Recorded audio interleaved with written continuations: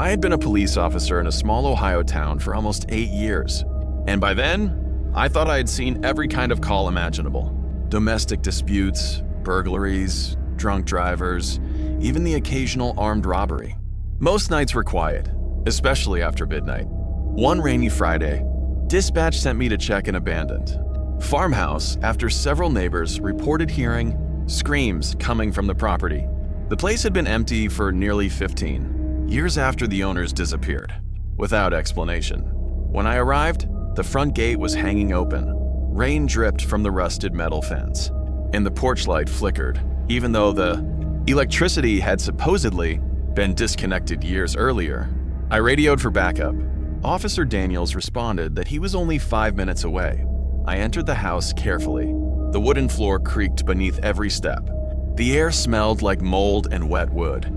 Every room was empty, except for broken furniture covered in dust.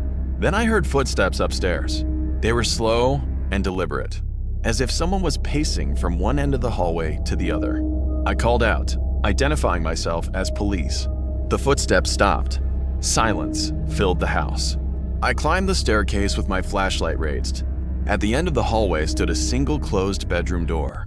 Before I reached it, my radio crackled. Unit 12, what's your status? It was dispatch. I've got movement upstairs. Daniels should be here. There was a pause. Then dispatch replied, Daniels hasn't left the station yet. He's still filling out paperwork. I froze. Only 30 seconds earlier, someone using Daniels' voice had answered my radio. Before I could respond, the bedroom door slowly opened by itself. Inside was an empty room. At least it looked empty. My flashlight caught fresh, muddy boot prints leading to the center of the floor. They stopped abruptly. There were no prints leading back. Something heavy slammed the door behind me. I spun around, but the hallway was empty. Then I heard breathing.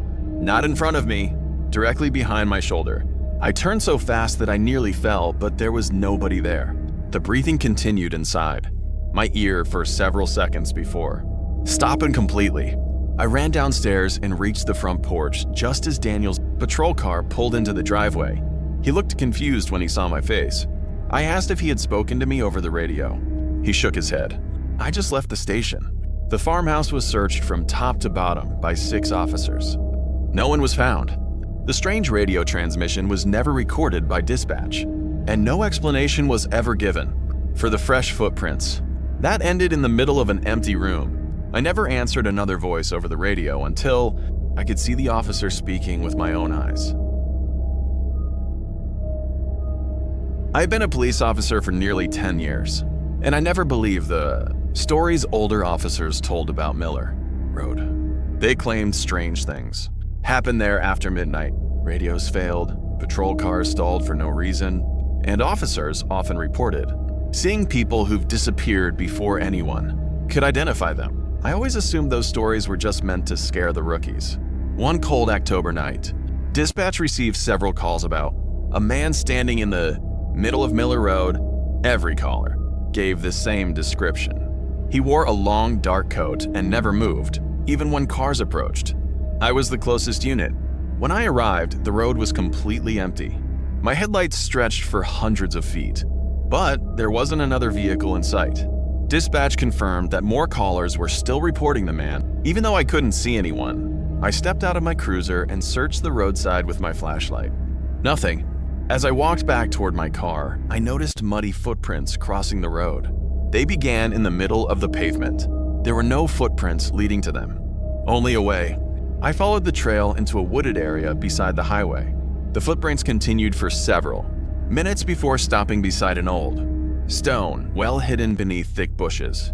I looked inside. It was empty. Then my radio crackled. Dispatch asked why I had left my patrol car running in the middle of the road. I told them I was standing beside the vehicle. There was silence. Then the dispatcher quietly replied that another officer had just driven past my cruiser. He reported seeing someone sitting behind the steering wheel. I immediately ran back toward the road.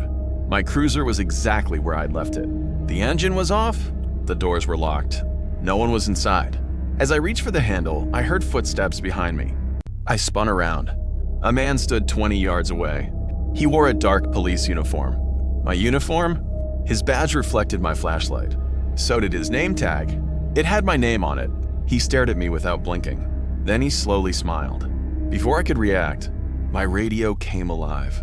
The dispatcher shouted that my patrol car had just pulled away at high speed. I looked back. The cruiser was gone. I heard tires screeching somewhere down the road. Seconds later, the sound stopped. When backup arrived, my patrol car was found nearly a mile away. The engine was still running. The driver's seat was warm. The dashboard camera had recorded the entire incident. For 12 minutes, it showed my cruiser driving through the darkness. The only problem was there was nobody behind the wheel. I was working the night shift when dispatch sent me to a convenience store after the clerk reported an armed robbery. According to the caller, the suspect had fled into a nearby neighborhood only minutes earlier. I arrived within 3 minutes. The clerk was terrified. He explained that a masked man had entered the store, demanded cash, then disappeared before anyone could stop him. The only witness was an older man who had been standing outside when the robbery happened. The witness approached me before I even asked for a statement. He looked to be in his late 60s and wore an old brown jacket with a faded baseball cap. He calmly described the suspect's height, clothing, the direction he ran, and even mentioned a tattoo on the man's neck. His description was incredibly detailed. I thanked him and radioed the information to every nearby patrol unit. Less than 20 minutes later, officers arrested a suspect hiding behind an abandoned warehouse nearly 2 miles away. He matched the witness's description perfectly. Even the tattoo was exactly where the old man had said it would be. Feeling relieved, E returned to the convenience store to ask the witness to provide a formal statement. The clerk looked confused. He asked who I was talking about. I pointed toward the parking lot where the man had been standing. There was no one there. The clerk insisted that no elderly customer had been outside the entire time. I assumed he simply hadn't noticed him. The next morning, I reviewed the store's security footage. The cameras clearly showed me standing in the parking lot, talking, nodding, writing in my notebook. But there was no one standing in front of me. I watched the footage 3 times. Each time it looked like I was having a conversation with empty air. Disturbed. I asked detectives to check old police records for similar incidents in the area. They found something unexpected. 10 years earlier, an elderly man matching the exact description had been murdered during another robbery at the same convenience store. The suspect was never identified. His photograph stopped me cold. Same brown jacket, same baseball cap, same calm expression. The man I had spoken to that night. Later that week, I returned to the store after my shift ended. The parking lot was empty. As I reached my patrol car, I noticed someone standing beneath the broken streetlight. It was the old man. He smiled, gave a small nod, then pointed toward the store entrance. I looked away for only a second. When I looked back, he was gone. The security camera recorded me turning toward the streetlight. It never recorded anyone standing there. I still have the notebook from that night. Every detail that solved the robbery was written in my handwriting. The only thing I never wrote was the witness's name, because no one living ever knew who he was. I was halfway through my overnight shift when dispatch received a 911 call from a woman whispering that someone was inside her house. Before the operator could get her address, the line went dead. The emergency system traced the call to the last house on Willow Lane, a quiet street on the edge of town. I arrived within minutes. Every light in the house was off, and there wasn't a single car in the driveway. I knocked several times, announced myself, and waited. No answer. The front door was unlocked. Following department procedure, I entered the house with my flashlight raised. The living room was spotless. Family photos still hung on the walls, and dinner plates sat neatly on the dining table as if someone had planned to eat but never returned. I searched every room on the first floor. Nothing. As I climbed the stairs, I heard a bedroom door slowly creak open. The hallway was empty. At the very end was a child's bedroom with a door slightly open. Inside were old toys, faded wallpaper, and a rocking chair gently moving back and forth. There were no open windows, no breeze. The chair should have been perfectly still. I checked the room carefully. No one was hiding inside. Just as I stepped back into the hallway, dispatch called over the radio. They apologized and said the emergency call had been traced incorrectly. The house had been abandoned for nearly 12 years after a family disappeared without a single clue. I stopped walking. If the house had been abandoned, who had called 911? Before I could ask another question, I heard a woman whisper from downstairs, "Officer, please hurry." The voice was weak, terrified. I rushed toward the staircase. By the time I reached the living room, the house was silent again. Then I noticed something strange. The family photographs on the wall had changed. Every picture now showed the same family standing in front of the house. But there was one extra person, a police officer. He stood in the background of every photograph. His face was turned away. I moved closer to get a better look. The officer's uniform matched mine exactly. Even the badge number was the same. The front door suddenly slammed shut behind me. Every light in the house flickered once before going dark. For several seconds, I couldn't hear anything except my own breathing. Then, footsteps circled me through the darkness. Slow, deliberate, always staying just out of reach. Backup arrived moments later after I requested immediate assistance. The house was searched from top to bottom. No one was inside. Before leaving, I looked back through the front window. The rocking chair upstairs had started moving again. This time, someone was sitting in it. When I raised my flashlight, the chair stopped. It was empty. I was working the night shift when dispatch received an alarm from an old courthouse that had been closed for renovations. Motion sensors had been triggered inside the building, and the security company reported seeing someone walking through the hallways. I was only a few blocks away. The courthouse was completely dark when I arrived. Every entrance was locked, and there were no vehicles nearby. I unlocked the front door and stepped inside with my flashlight. The building was silent. Dust covered the floors, and plastic sheets hung over the furniture. As I searched the first floor, I found nothing unusual. Then dispatch informed me that the security guard watching the cameras could still see someone. Moving on, the second floor. I climbed the staircase. Every room upstairs was empty. I checked the judge's chambers, the old courtroom, and every office along the hallway. Nothing. I reported that the building was clear. The dispatcher hesitated. She said the security guard insisted he could still see someone walking directly behind me. I spun around. The hallway was empty. I searched it again from end to end. No one. Then the dispatcher asked me to stop moving. I stood still. She quietly said the figure behind me had also stopped. I slowly turned in a full circle. There was nothing there. My flashlight suddenly flickered.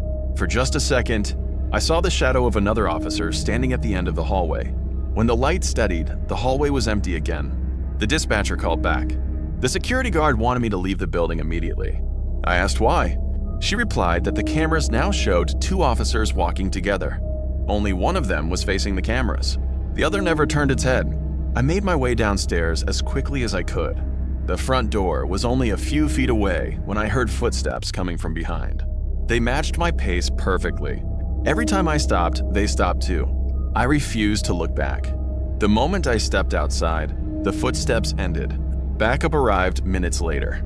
We reviewed the courthouse security footage with the guard. The video clearly showed me walking through the building. A second officer followed, only a few feet behind during the entire search. He wore an identical uniform, the same badge, the same patrol jacket, even the same face. The strangest part was that the second officer never appeared in my flashlight beam or cast a shadow.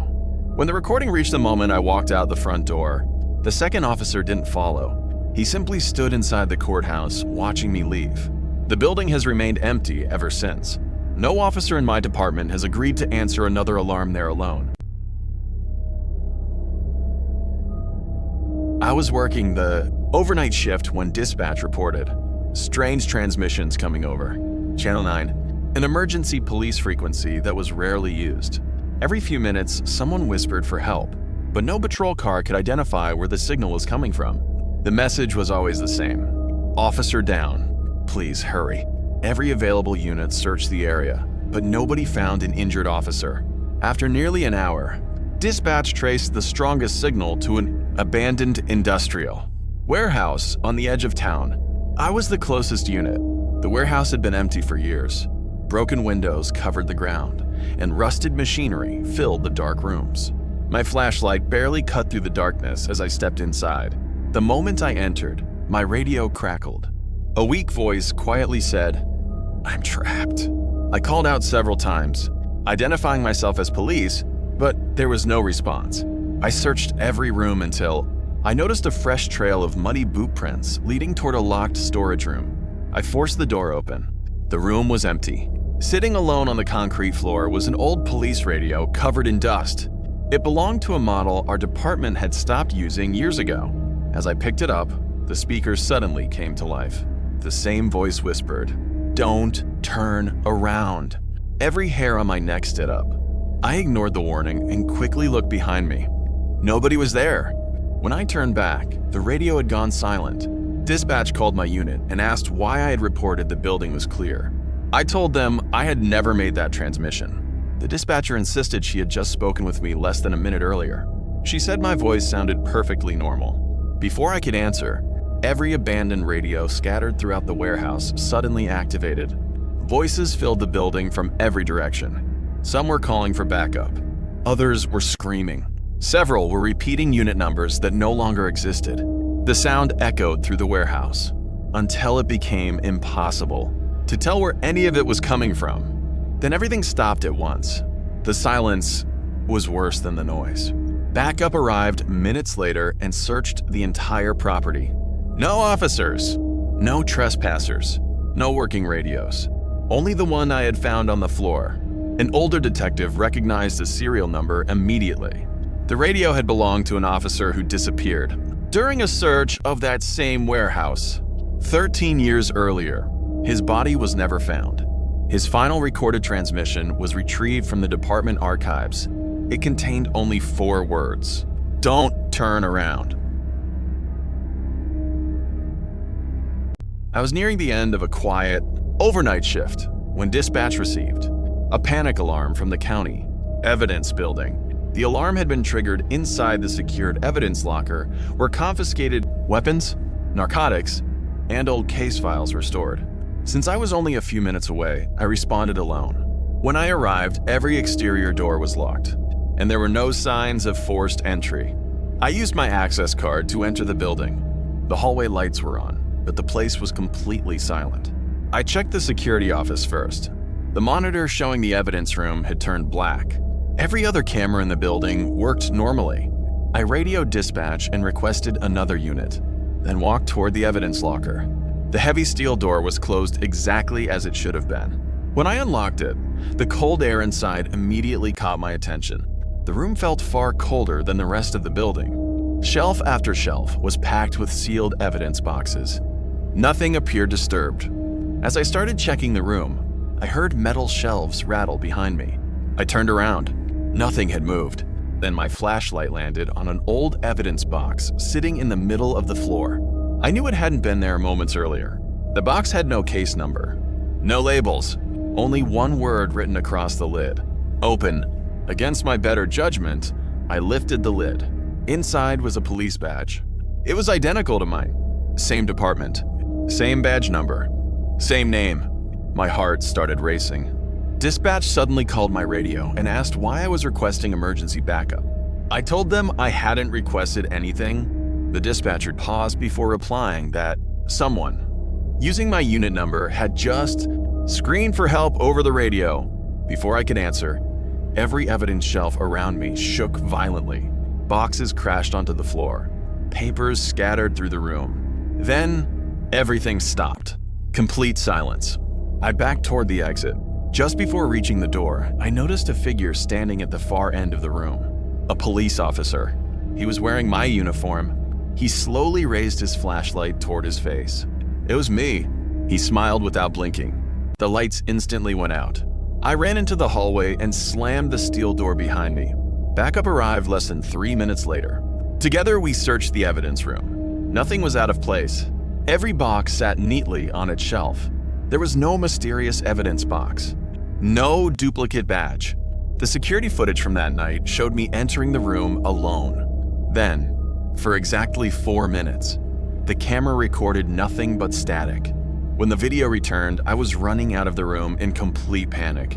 To this day, whenever dispatch asks for a unit to check the evidence building after midnight, every officer suddenly finds another call to answer first.